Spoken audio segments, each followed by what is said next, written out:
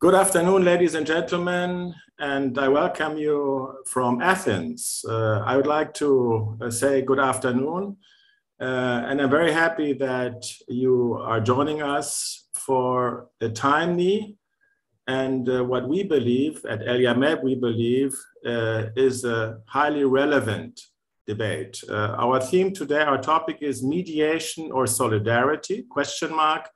Germany's role or Germany's roles in the Greek-Turkish conflicts.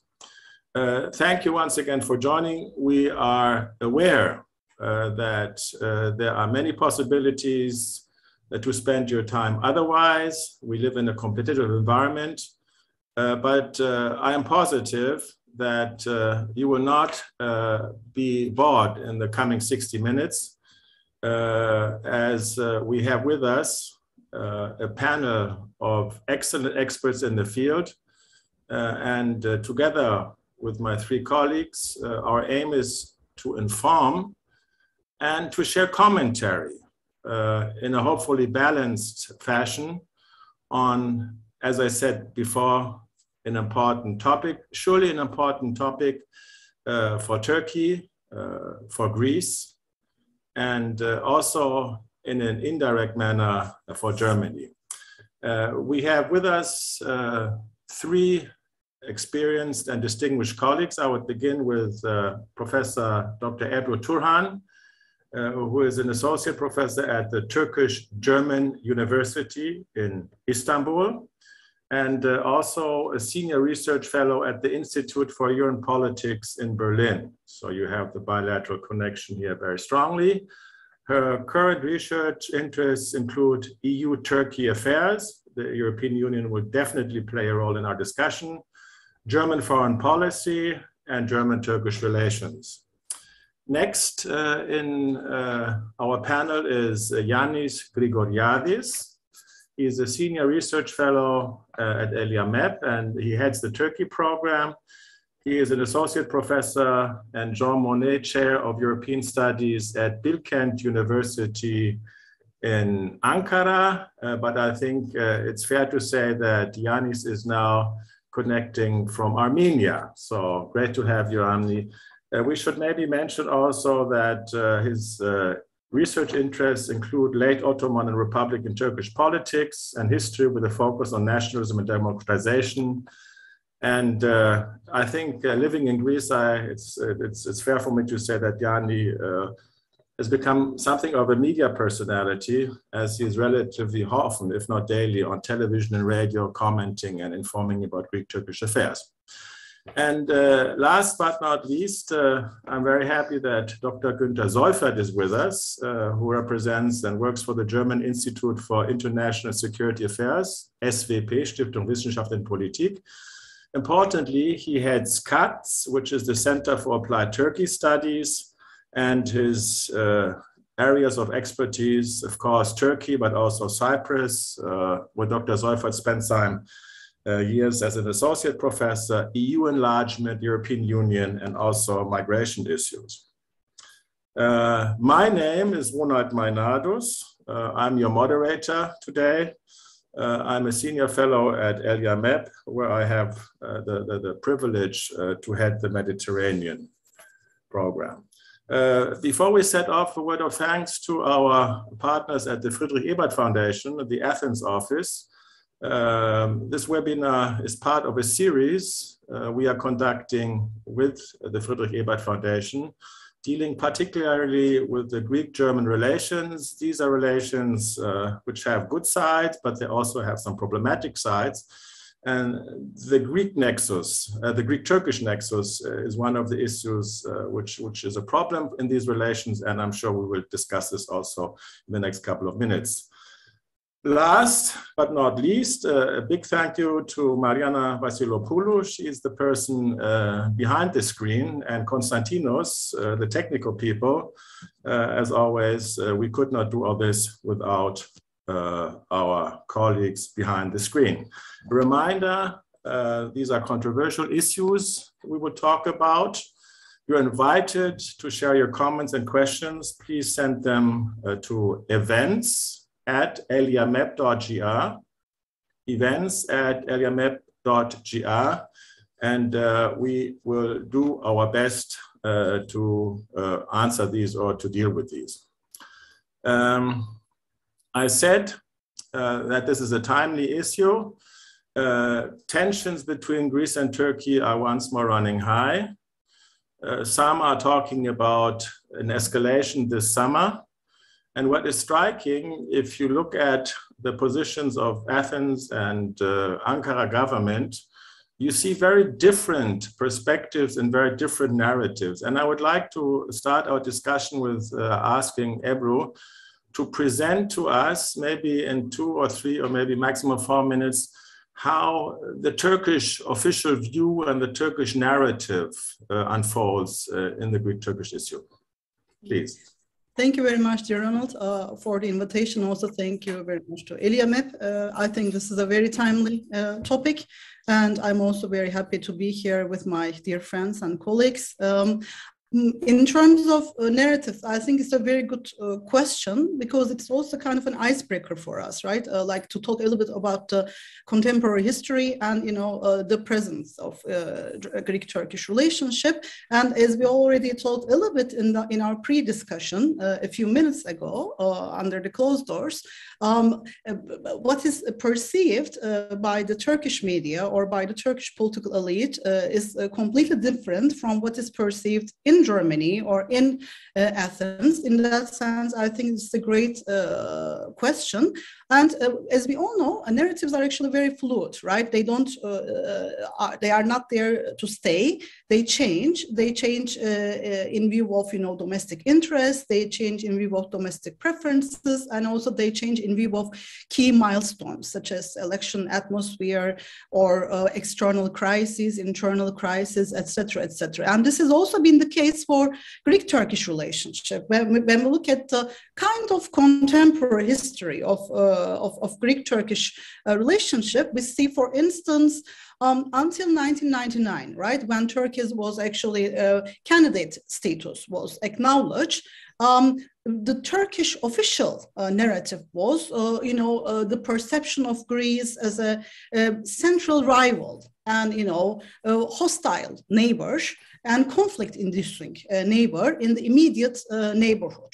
But following 1999, where also Greece played a key role, right, in the confirmation of Turkey's candidacy status, Turkish narratives actually had a quite big experienced a quite big change, in the sense that we have seen the resurgence of another narrative, for instance, Greece as an important economic partner, Greece as a quite important neighbor, and also Greece, I would say, as a key supporter of Turkish accession process.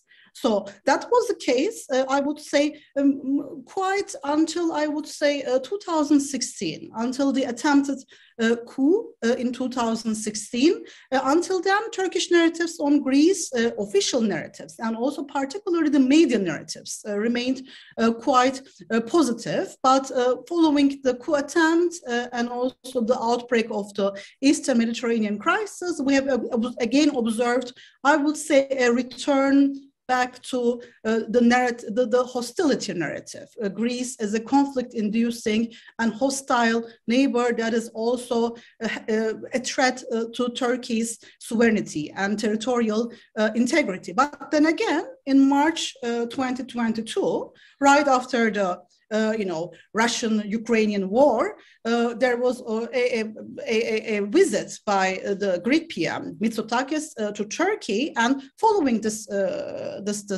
visit, we have seen that Ankara shifted temporarily, at least temporarily, its narrative, and said that in view of this key milestone of Ukrainian-Russian war, Turkey and Greece have a special responsibility in the European security architecture, and they should collaborate more. So we have seen again a return back to a more, smooth neighborly relationship. It was a very temporary one, but again, key milestones do have an effect on the narratives of the political elite and of the media.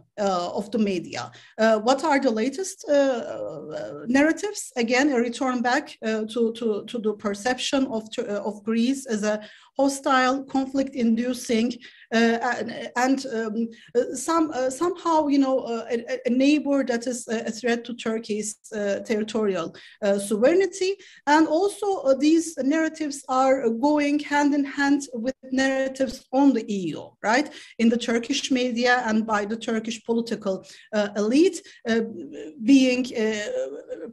perceiving the EU as a biased union right now, which is actually sidelining Turkey and being on the side of Greece and remaining silent on so-called illegal actions of Greece in the international territorial waters, and also vis-a-vis, in terms of the pushbacks vis-a-vis the refugees.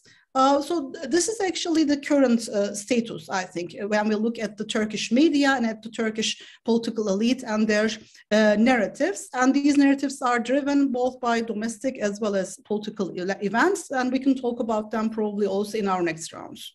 No, thank you very much. Also, the ups and downs and the EU factor, of course, is something we will look at very carefully, and also Germany's role in maybe defining the EU factor. Okay, Yanni, now on to you, because if I hear a threat to territorial integrity coming from Greece, what I read in the Greek papers, the standard formulation is that the threat, the apili, as we say here, is coming from Turkey.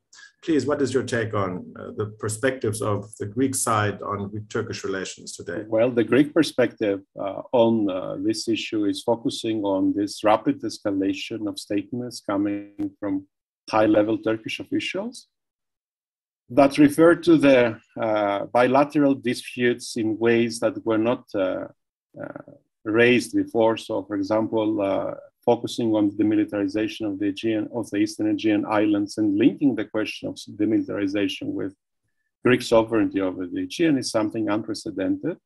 And in that respect, it's also unprecedented the character, the personal tone of the attacks against the Greek prime minister coming from the Turkish president, of course, other high-ranking Turkish officials. It is important to remember here that, as Ebru mentioned before, this rapid escalation was preceded by an attempt to mend the fences between Greece and Turkey following the outbreak of Russia's invasion in Ukraine.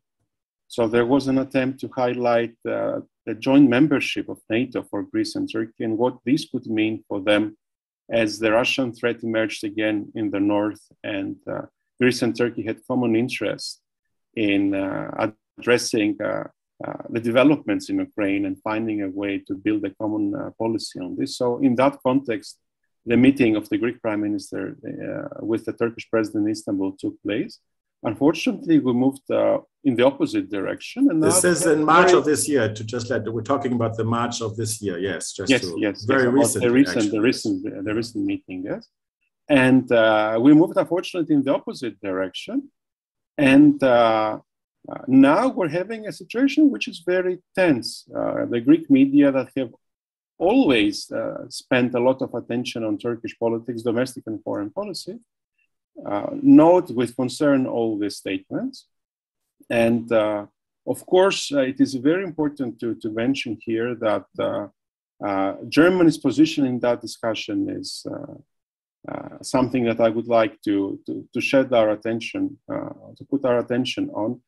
We at ELIAMEP are running a series of opinion surveys together with our partner IPC, Istanbul Policy Center in Turkey, and we try to track tendencies and trends in Greek and Turkish public opinion. So while we keep some constant questions, we change the questionnaire depending on the topical issues and developments. So we did ask a couple of questions on the public opinion view in Greece and Turkey with relation to Russia's invasion of Ukraine. And it was interesting to see that the Turkish public holds a much more positive attitude towards Germany and its policy in the region compared to Greece. So the Turkish public, for example, feels more comfortable with Germany's involvement in disputes in the region compared to France or even the United States. And while the Greek public appears to prefer the European Union or the United States or France but not Germany when it comes to this. Of course, this is a very important point that needs to be discussed between us here, and I think it's important for German foreign policy to consider as well. Yes, we should maybe, I'm also with ELIAMEP, and maybe we should use this opportunity also to advertise this very significant opinion poll. And you just presented a couple of days ago the third wave, and the numbers are really very, very astonishing. The national interests of Greece and Turkey can be better served through cooperation with Germany, is the statement. And then 35% of the Turks would agree.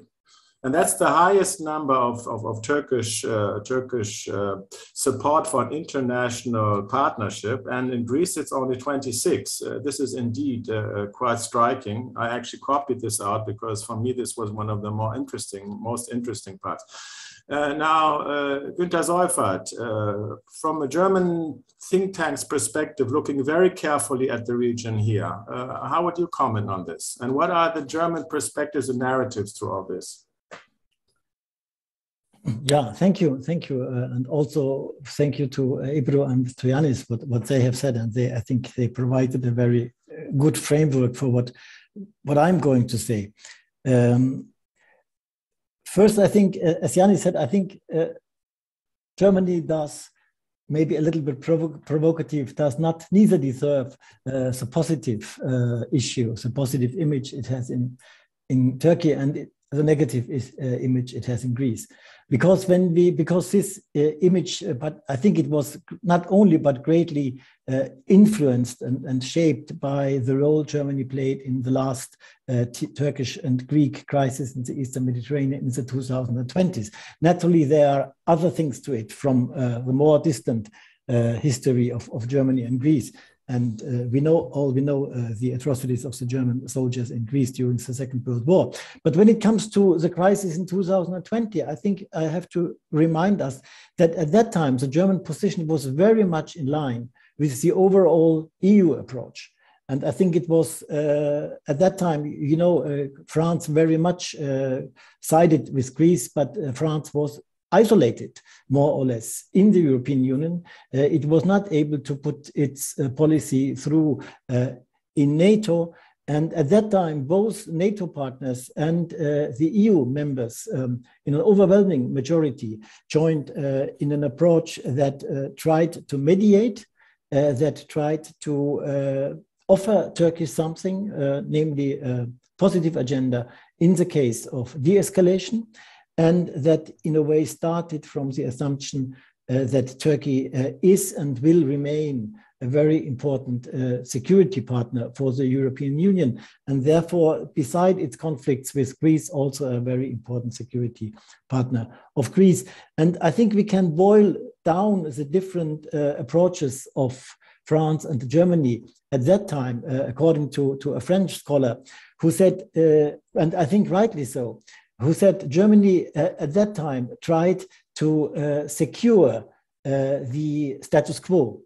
And for France and its more confrontational approach towards Turkey, France acted from a perception that there is no status quo at the moment, that the Turkish activities in the Eastern Mediterranean had been of such a profound character that a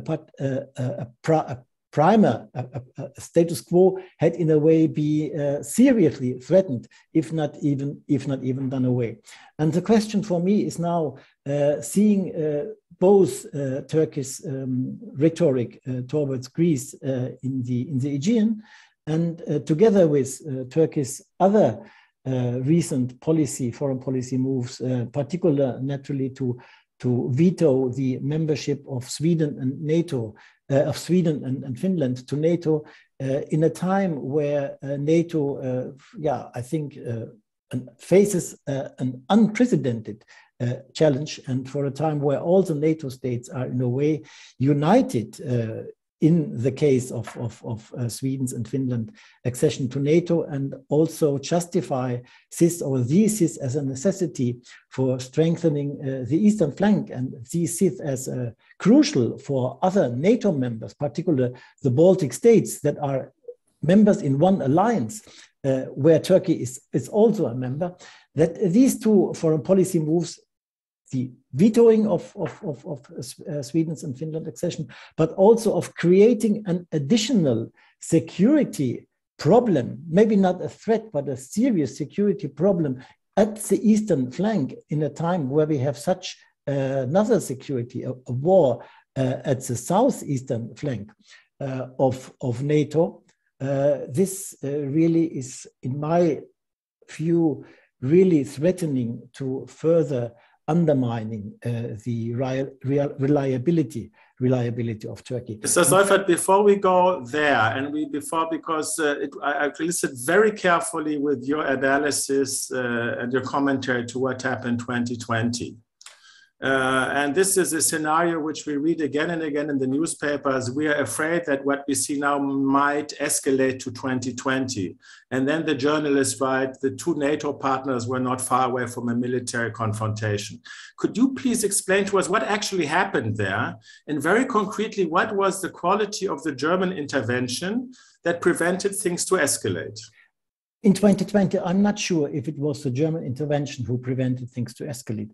I think we have to be modest, and we have to give at least as much credit to the NATO's efforts to mediate the conflict and to de-escalate as one factor. And there's also, I think, another factor that happened or that contributed very much to the de-escalation. That was the accession of Mr. Biden to the US presidency, and therefore, which ended in a way as a very private relationship or close man-to-man, person-to-person relationship between Donald Trump and Recep Tayyip Erdogan. But the German effort was really to mediate at the level of the Chancellery between Turkey and Greece, and we know that they had some rounds of direct contacts here in Berlin. And that there was also, as far as I know, there was a kind of established of a preliminary atmosphere of trust, which was then very much to the surprise both of Germany and of Turkey, was then in a way ended by the signing of the delimitation agreement between Greece and Egypt, where the German side has not been, to my knowledge, had not been informed of it. And I can only say that to what I have heard here in Berlin, that the German Foreign Office at least would be ready to again to mediate between Turkey and Greece, but we will come to this maybe later. I very much doubt that it would be easy to start such a format again, because a lot of things, almost all things in the equation have changed. Yes, that's very good. Thank you we should come to that, of course. We will come to that. But I would like to ask Ebru, who is also an expert in Turkish-European relations. To what extent what happened 2020 with Germany mediating there, was this a German Sonderweg? Was this a German isolated action? Or was this always in coordination with the European Union, as was Germany kind of acting as primus inter pares, as spokesperson of the Union? Can you maybe enlighten us on that? And maybe also a small comment on the French topic, footnote. Yeah, actually, dear Ronald, I was exactly going to start with that one, because if we want to delve a bit deeper into the German factor in this Eastern Mediterranean crisis solution or resolution, I think we should also put emphasis on this Franco-German tandem. As already mentioned by Günter, actually, Macron had a more assertive, we could say, policy vis-a-vis Turkey when it came to the to the Eastern Mediterranean crisis.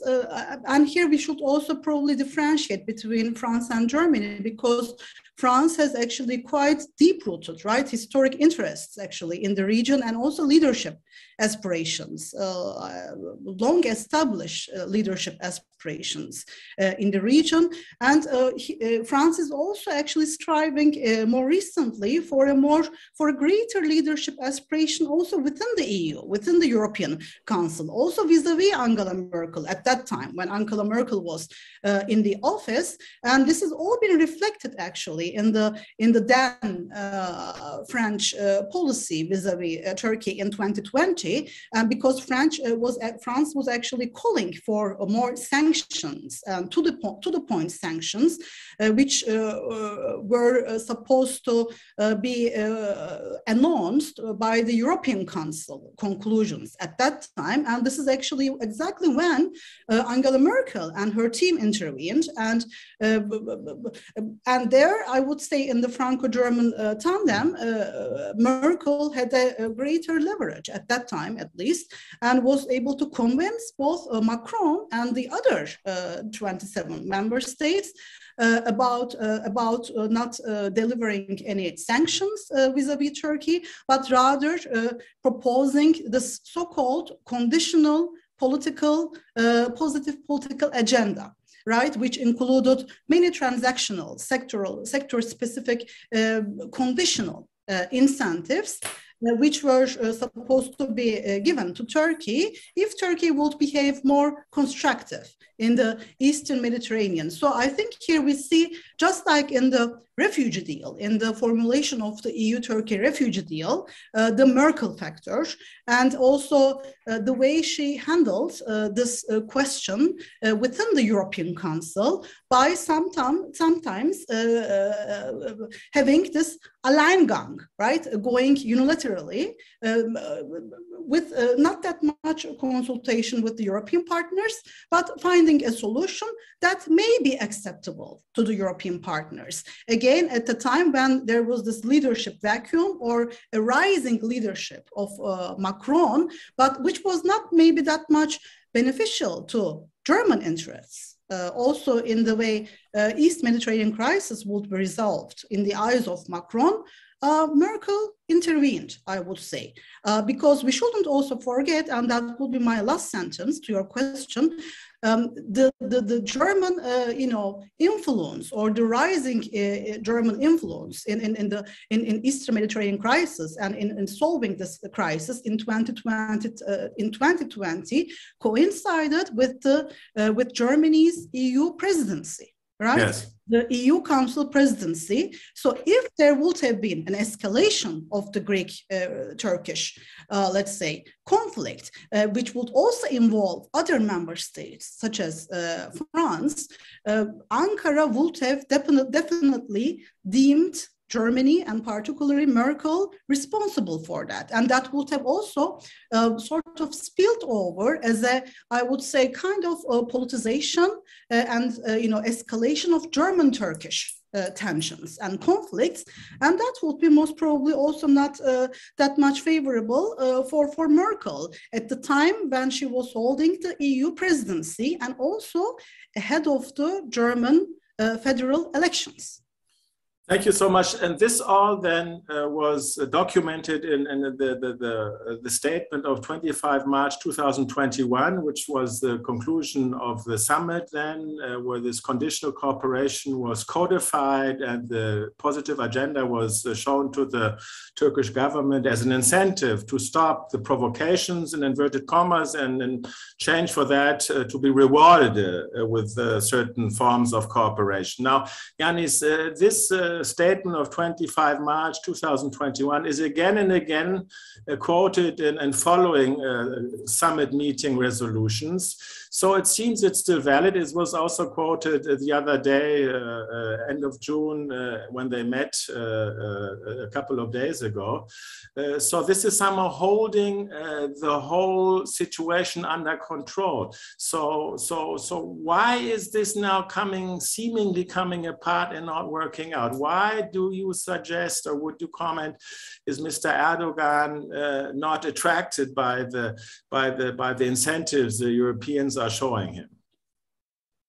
I think there are some important reasons for this. First, the situation in Turkey, the domestic situation, has gone from bad to worse economically and socially, and there's a very strong incentive, in my opinion, to the Turkish government to try to shift attention from domestic political qualms into international politics. This is an area whereby the Turkish government thinks that they can score more points and it's easier to consolidate its voter base around a leader figure of Recep Tayyip Erdogan.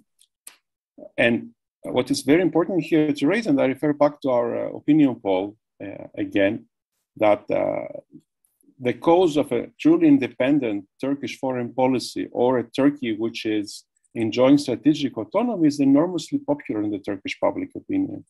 Our question received more than 80% of positive responses.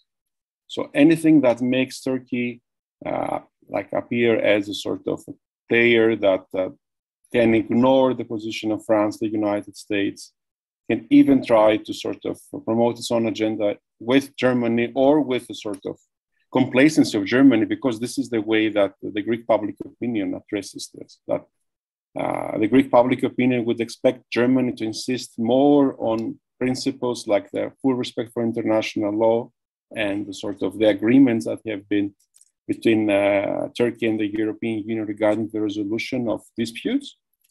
But it appears that the Turkish government is able to benefit from a complacency or weakness or gaps in the European foreign policy making in order to project a stronger, a more unilateralist vision about the region. And this, of course... So are you suggesting, Yanni, that the response from the Europeans towards the Turkish behavior or escalation is different today than it was 2 years ago? Is this your suggestion? I wouldn't say so, but I think that the strategic environment is different because of Russia's invasion in Ukraine. So there is an assault, and an open assault against international law and order.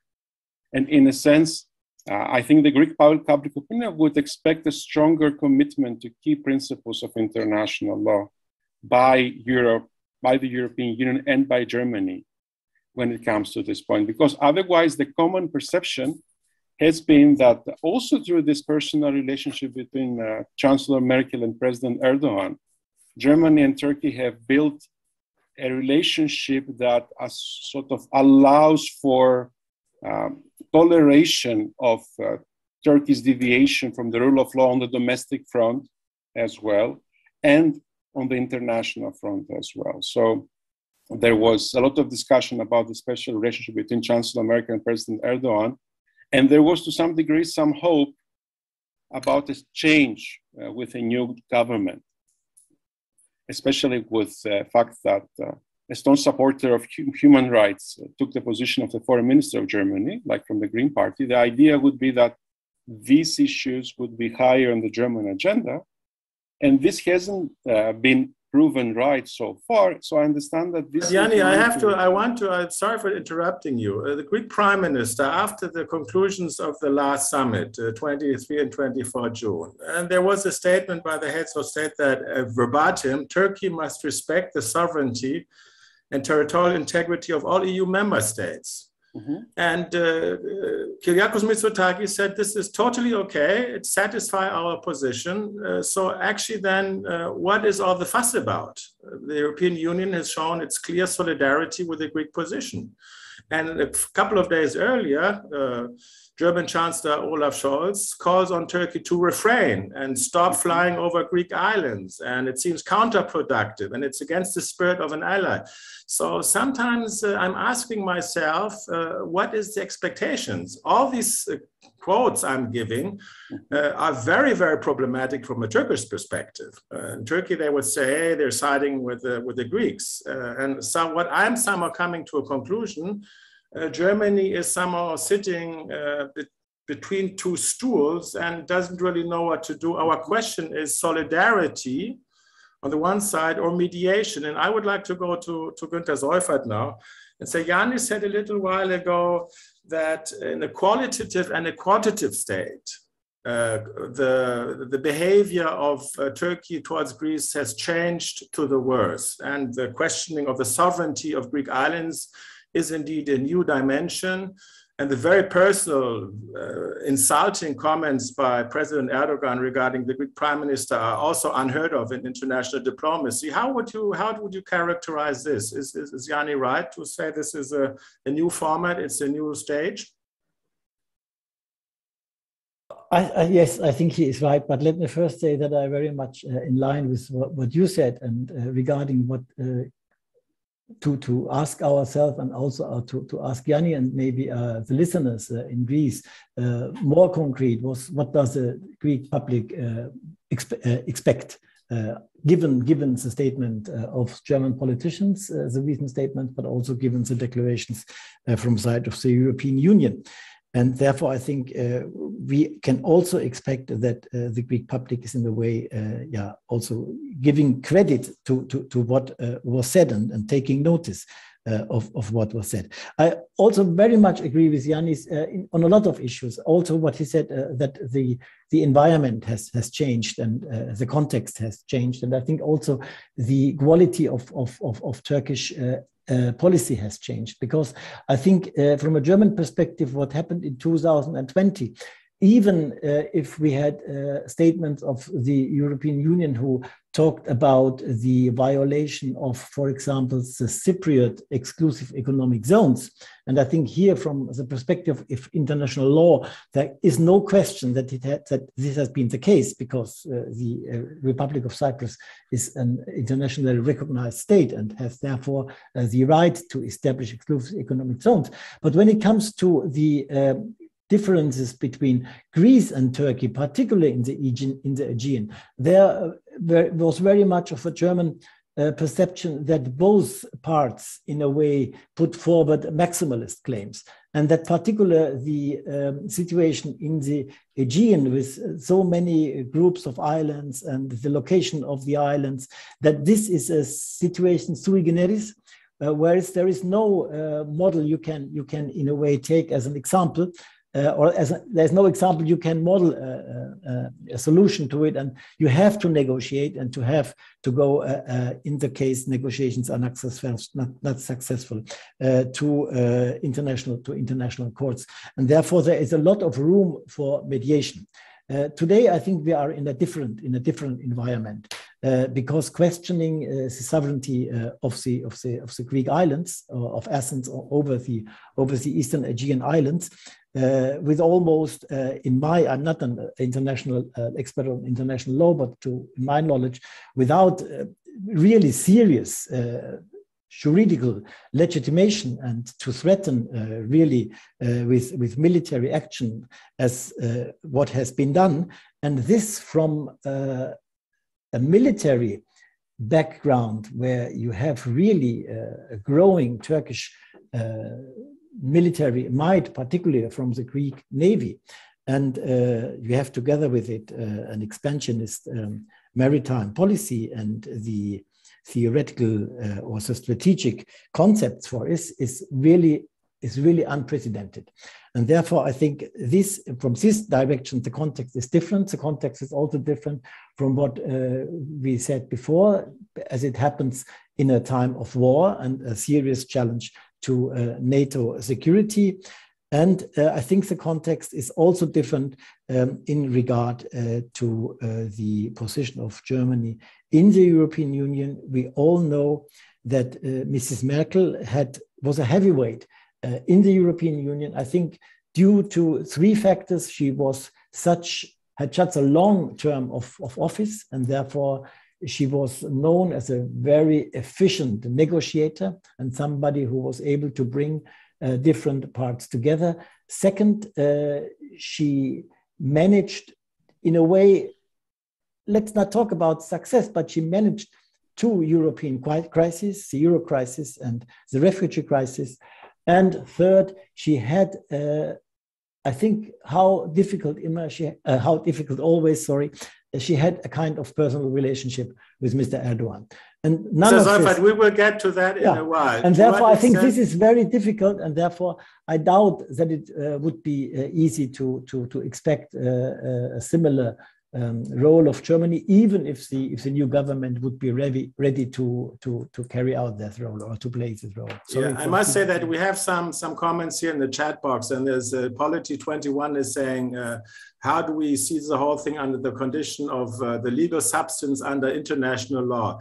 I would just emphasize here, we are not lawyers here, and we are not in the position to take a legal statement here. Please excuse us. This is maybe a deficiency of this panel. We are discussing the politics of it. Of course, it has a legal background, and if everything goes well, eventually there will be a legal solution to this. But Ebru Hanım, I want to ask you, I mean, there's an agreement with Mr. Seufert and Mr. Grigoriadis that the context is different, and that the Turkish policy towards Greece has obviously become a little more tense and a little more offensive, if you see it from a Greek perspective. First of all, would you agree? And if this is the case, how would you explain this? I would like to, definitely answer this question and combine it also with some other points.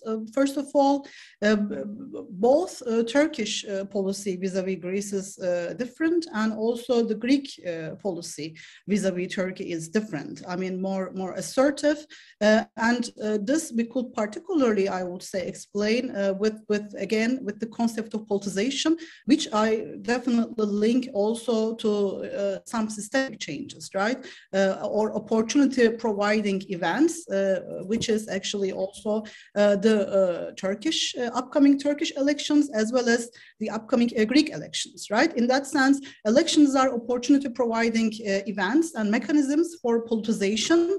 What does politicization mean? That issues which should be dealt by political elites, and particularly at the intergovernmental level behind closed door, are opened to mass politics, or are opened to the attention of wider public opinion. And this is exactly what we are experiencing.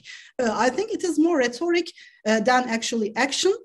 In that sense, I'm a bit more positive when it comes actually to the future, let's say, of Greek-Turkish relationship, but only after we survive 2023, because 2023 is a key milestone both for Turkey as well as for Greece when it comes to the elections. And I fear, and this is also my answer to what kind of a mediator role could Germany play or other key member states play in this new Aegean crisis.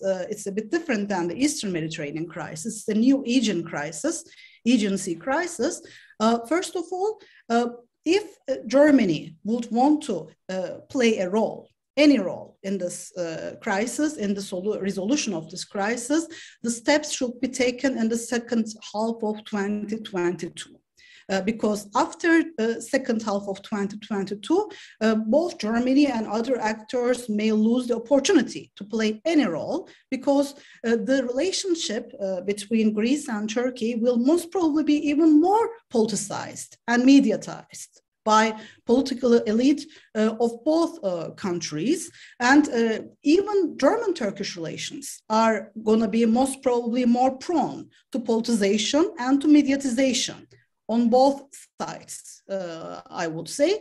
In that sense, if any steps will be taken, this should be 2022. And another problem, I think, Ronald, is we have talked about the positive political agenda, right? Conditional positive political agenda, and this transactionalism, which was actually integrated into EU-Turkey relationship with this positive political agenda and the supposed incentives that were supposed to be given or provided to Turkey. We see that even this transactional conditionality and these incentives were not fully pursued after 2020. I think this is also one of the key problems that actually is lying ahead of us right now.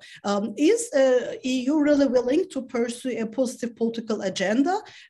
Because even after the kind of de-escalation of the crisis, right? After 2020 and 2021, the Turkish side was not able to witness, this reinvigoration of the positive political agenda because and that is where you saw the argument goes. The Turkish side delivered.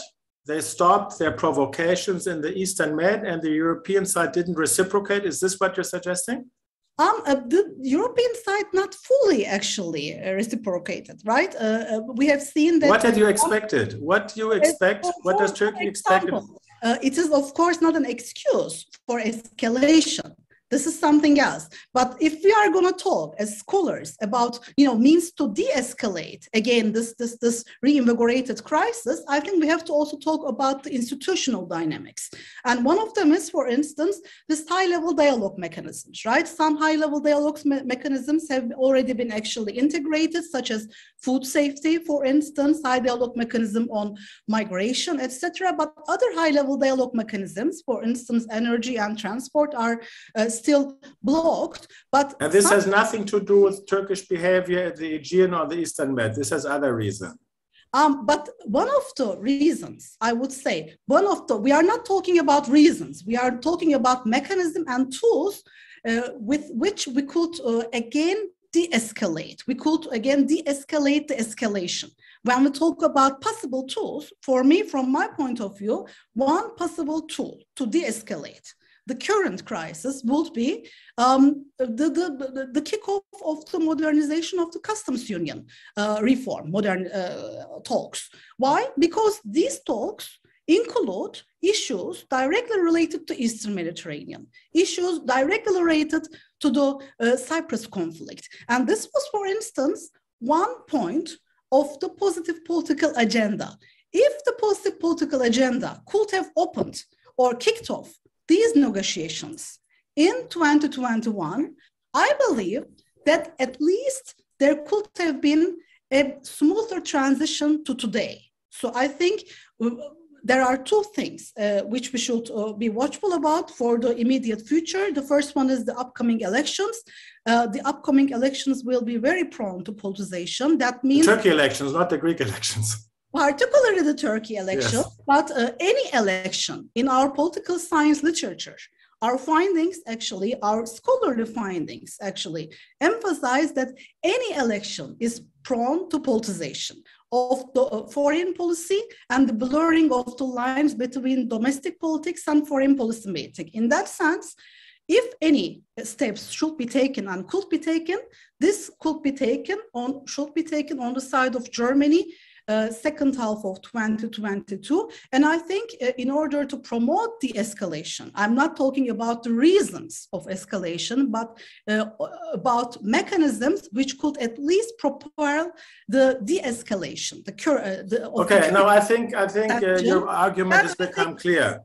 I think customs union element, yes. Because it includes direct, relations to the Cyprus conflict and to the Eastern Mediterranean crisis, customs union modernization the negotiations, if they could be kicked off, this could provide at least another platform to talk about these issues. Okay, I wanted very briefly, thank you so much, Ioannis. I want to again highlight the importance of your research, and the politicization issue is a big factor, and the conventional wisdom explanation for behavior of Mr. Erdogan is indeed the upcoming election and his economic problems he has now.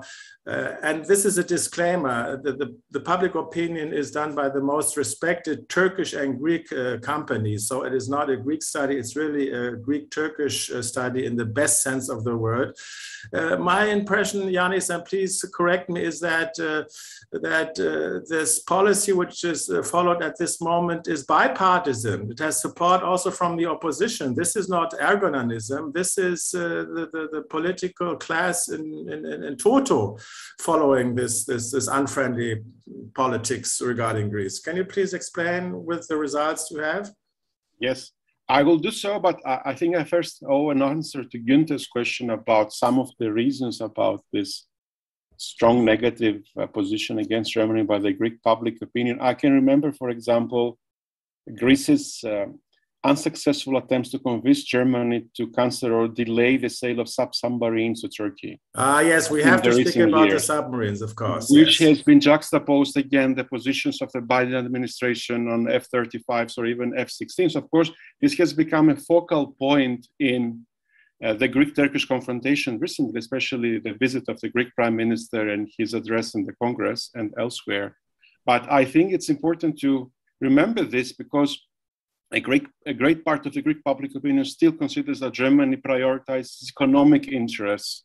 And of course, it has very deep and important economic relations with Turkey. And this is trumping any security or political considerations that address Greek interests or European interests in the Eastern Mediterranean and beyond. Getting to your question, I would agree, Ronald, that the position... Mr. Seufert, I want you to answer this, but yes, okay, yes. Please, you Let's go back to your question now. Yes. It is true that the mainstream position of the opposition coalition is very close to the official Turkey position on the disputes between Greece and Turkey.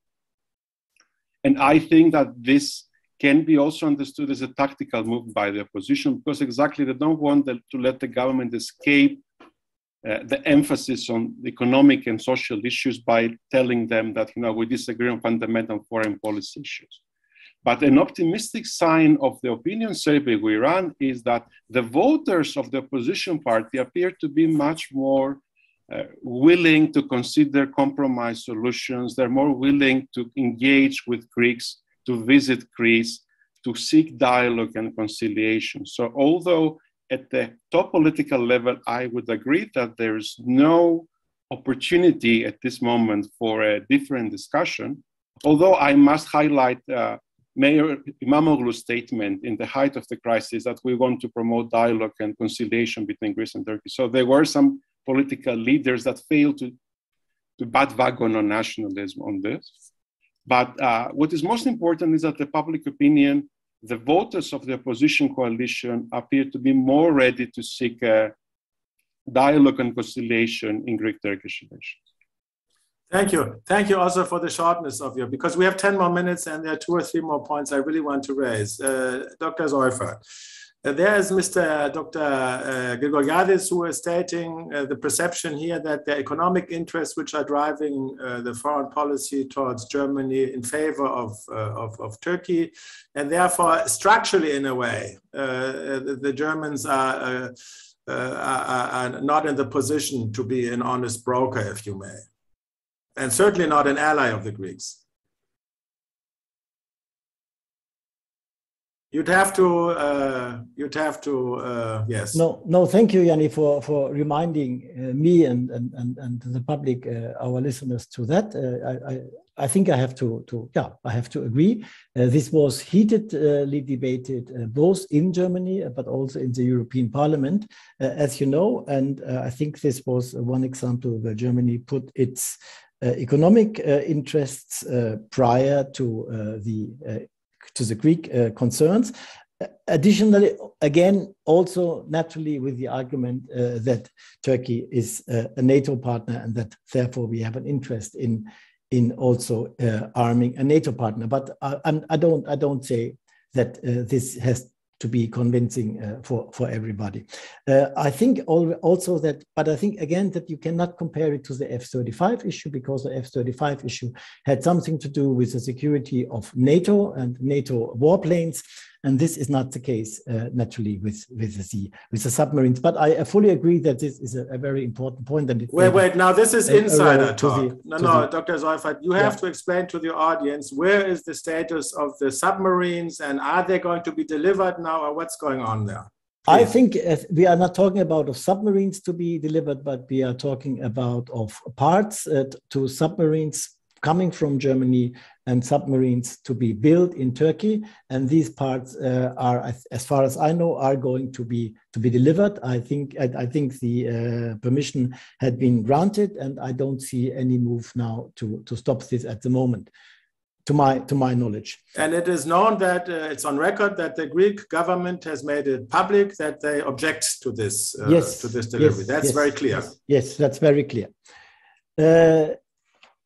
what did I want to say else? I think Ioannis is right, and I can only support what he has said.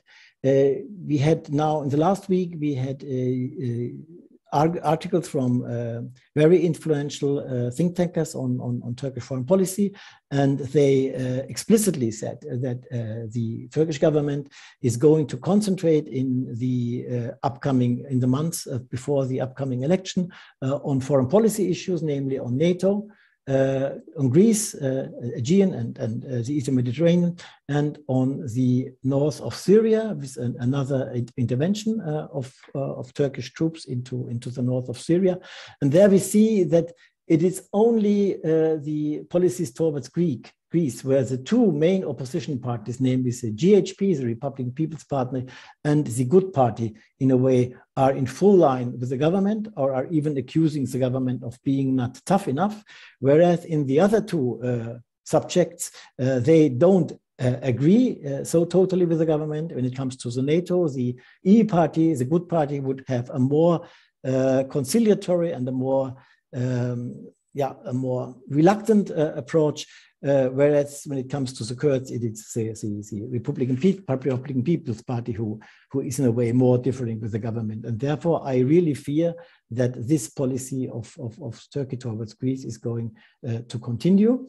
I have another doubt, but I'm not sure. I think I was wondering, because it happened so immediately, the escalation now with Greece. And namely, it happened after the speech of Mitsotakis in Washington. And I can hardly imagine that a speech is really a game changer for a foreign policy. And therefore, I have sometimes the fear that we are dealing a lot with an escalated rhetoric of Turkey in the Aegean, but at the same time, we might tend to overlook a more deep-running, step-by-step policy of Turkey towards Cyprus, where we see really a very calm but step-by-step escalation now with the opening of Russia, with the two-state solution, with the grip on the political will of the Turkish Cypriots, and with an ongoing policy now for 2 years. And I sometimes fear that we are too much being attracted by the recent escalation towards Greece, and we are in a way missing to really spend too much attention on what is going on in Cyprus. Well, that's a very sober account. I'd like to end our little discussion here. We could go on and on. Cyprus conflict is a never-ending story, unfortunately. With a personal question referring to persons in politics, and we mentioned Mr. Scholz, we mentioned Angela Merkel, who played a crucial role 2020. Ebru, do you think this is a game changer that Merkel is not longer holding power in Berlin? Is it a problem for harmony in the Aegean and in the Eastern Med that it's Scholz there who's not as close to Erdogan as Merkel reportedly was? Or doesn't this play a role in your analysis? First of all, I would like to also follow on what Günter mentioned, the speech, and why this speech was maybe a milestone, or whether this speech was something important, or whether we should look at the broader picture. I think the speech and the place of the speech anyways points to the broader picture. Greek-Turkish relations and the tension between Greece and Turkey will be increasingly intermingled with the wider question of EU-NATO cooperation following the Russia-Ukraine war. In that sense, there are different, factors at stake with regard to the formulation of Turkey's foreign policy making these days. The first one is the elections, upcoming elections, the politicization of foreign policy making by Ankara. But the second one is, I think, also the geopolitical narrative, right? The geopolitical conditions and the way Turkey would like to position itself within within NATO and vis-a-vis EU in EU's security architecture in light of the Russia-Ukraine war. I think the speech kicked off also these aspirations and these, I think, concerns on the side of Ankara. So I think there are two key factors at play: elections and EU-NATO cooperation and Turkey's place in it. When it comes to Angela Merkel and the end of the Angela Merkel era, of course, it is going to play to some extent a role because, as already mentioned by Günter and by Ioannis, this is also the end of the era, like in terms of a stable, to some extent, stable relationship between Merkel and Erdogan, in which each party was to some extent accustomed, right, to each other's sort of way of communication and policy making, and also risks and potentials with regard to cooperation and dialogue. In that sense, this Merkel factor is right now gone. To be honest, I think we cannot very easily assume where, in what kind of role Olaf Scholz is going to play, because we also were not able to see what kind of a role will actually Olaf Scholz take within the European Council, within the supranational architecture of the European Union, because the Russian crisis or Russian-Ukraine crisis was not able to provide us with such an answer, since EU came actually forward with a common voice for the very first time after many crises. So in that sense, the leadership qualities of Olaf Scholz are actually still questioned, even with regard to domestic politics, right? In that sense, I think this is a key question. And I think a small hint we could get would be the cancelled trip of Annalena Baerbock will be, of course, realized in coming days and weeks. And there, from my sources, what I heard is actually the emphasis on civil society, cooperation between Germany and Turkey, and also renewable energy. And she will most probably also visit many companies or, business interest organizations and groups. But is there going to be a focus also alongside Russia on Greek-Turkish relationship? I think this will provide us with a further, at least, hint at where the where this path could lead us with regard to the German role in Greek-Turkish relationship. Thank you so much. I would like to ask the same question now to Yanni and then to Günter Seufert, and not only Merkel and Scholz, of course, but also maybe with a look at, we have a government which is run also by Greens and Liberals. And if you look at the party platform of the Greens, there's a clear statement against also the submarine deal. Does this still play a role in the post-Ukraine war phase? Yanni first, and then the concluding remarks from Dr. Seufert. I think it would be very important for the Greek public opinion, the Greek government, to have a clear statement against what Greece perceives as Turkey's aggression aggression threats in different contexts of the Greek-Turkish disputes. And I would like to concur with what Günter mentioned about Cyprus. Cyprus needs to be taken very seriously into consideration, because it is a conflict, it's a problem that almost got resolved a few years ago, and unfortunately is slowly dragging Greek-Turkish relations into a negative state. It is also important, of course, to remember that the Republic of Cyprus will soon enter an election phase, so it would be difficult to raise like a negotiation, to try to develop a positive agenda. But at the minimum, I think it's very important for the international community, the European Union, Germany, to prevent things from becoming worse, because there is a potential in the upcoming weeks and months like this. As Ebru mentioned, elections in Turkey, elections in Greece as well. We may have early elections in both countries, which make things even more difficult. But in a sense, the more optimistic view of early elections would be that at least we will have a new environment sooner than next year, and then it would be possible for all parties to consider their interest and try to build trust, because I think this is the most important element here. The reason, in my opinion, that this escalation happened so fast has also to do with levels of trust interpersonal trust between the two leaders. For some reason, the Turkish president appeared to be very annoyed by what the Greek prime minister did in the Congress. On the other hand, I would like to also add that maybe he was also annoyed because Greece has acquired more weight in regional politics, and the way that the Greek prime minister has been received was quite outstanding. And this stands to some degree in contrast with the way Turkey is treated in the United States. But apart from that, I think it's very important to focus on the escalation, to make all efforts to prevent things from becoming worse, and then seek the opportunity for developing a positive agenda, both on the bilateral relations and the Cyprus issue, and of course, in a greater framework. And as Ebru mentioned, the European Green Deal is a great opportunity for the region, for Greece and Turkey, and there are a lot of synergies that could be considered and developed if we come to that point, of course, of overcoming the current state of relations. Günter Seufert, please.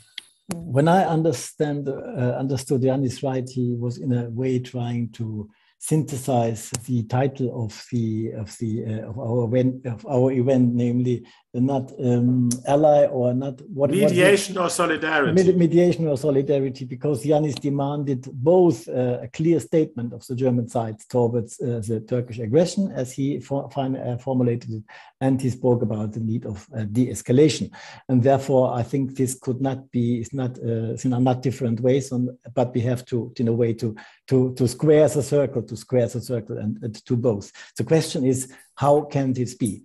And therefore, Ebru, I think, rightly mentioned the customs union, because there is nothing we can offer Turkey. We don't have anything other to offer Turkey than to tap into its economic interests. And unfortunately, we have not been able to trigger a new dynamic with a positive agenda. I think this has a lot of reasons, but we don't have the time to ponder on it. But when it comes to the new government, as far as I know, actually the parties that formed the new government, in my opinion, and both you, Mr. Meinardus, and I, we have written different papers on this. And I think we both saw that there had been policies towards particularities. There was a policy vision of the Greens towards migration. There was a policy vision of the Liberals towards integration, also of Turkish migrants. There was a policy vision of the Social Democrats when it comes to the ban of automatic lethal weapons. But there was no coherent Turkish policy uniting incentives with what I would say a clear statement, or what Ioannis would call a clear statement. And somebody, I don't like the expression, but also some red lines where we are really saying, this is very important for us. Don't step over this. Yeah.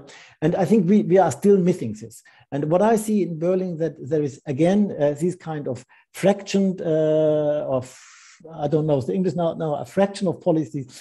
There is a willing to underline more the necessity of sticking to human rights and of sticking to the rule of law and of more democratizing, but nobody has an idea how this has to be done.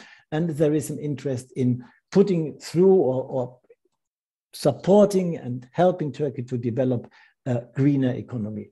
And I think we should consider, or we should look how we could unite our German policy towards climate change, not only in Germany, but in the wider region, not only in the European Union, with our aim to anchor Turkey more closely in the West. That would, in a way, increase the costs for Turkey for such an aggressive policy. And therefore, I think we should ponder about how could we link Turkey's really necessity to continue to be anchored in the European market and to have access to the European market with our aim to make a green Turkish economy and a green Turkish energy policy. And I think the more Turkey exports to the European Union, the more it feels a necessity to make his energy and his industry more environment friendly. And therefore, I think we should try to establish a link between this, and we should come forward with a customs union, because the customs union could also be instrumentalized to incentivize a more green Turkey and a more green energy. But this kind of thinking, I did not see in Berlin until now, but I see a big interest, a huge interest, as it was in the old government, maybe with different priorities towards Turkey, because it's really a unique relationship between our countries, between Turkey and Germany. And there is a lot of potential for conflict, but I think there's also potential for cooperation. And this potential should be used. And therefore, I would really agree with all of us in the interest of all of the European Union member countries, and not only in the interest of Germany. That's a wonderful way to conclude. Thank you very much, Günter Seufert. A futuristic perspective, and I'm positive that also from the German government, we might have listeners and they will have heard your nice thoughts and might even discuss them. I'd like to thank you very much for joining us this afternoon. I'd like to thank also the participants. Actually, as a moderator, I should keep the time. I failed in that, and I should actually summarize the conclusions. I will fail in that, but I'll be very short. And the question was mediation or solidarity. And in the initial phase, we said mediation and or solidarity. I think that one conclusion is that Germany has indeed in a certain phase of the conflict tried herself as a mediator and been successful together with the European partners to the extent that this thing has not lost control and has been somehow kept in certain parameter. But with the solidarity and the public diplomacy, at least here in Greece, Berlin has a serious problem. And what I always say, this is not conducive to a partnership of two countries in the same alliance and in the same European Union. At the very end, I would like to thank you one more time. I would like to mention that ELIAMEP has a series of educative programs almost on a daily basis. You will find all the mentions and all the information on ELIAMEP's website, eliamep.gr. And if you really like what you see, I can only encourage you to subscribe to the weekly newsletter. We will find links and information on all the great work we do. This said, thank you very much for joining. Have a great afternoon and bye-bye from Athens. Bye-bye.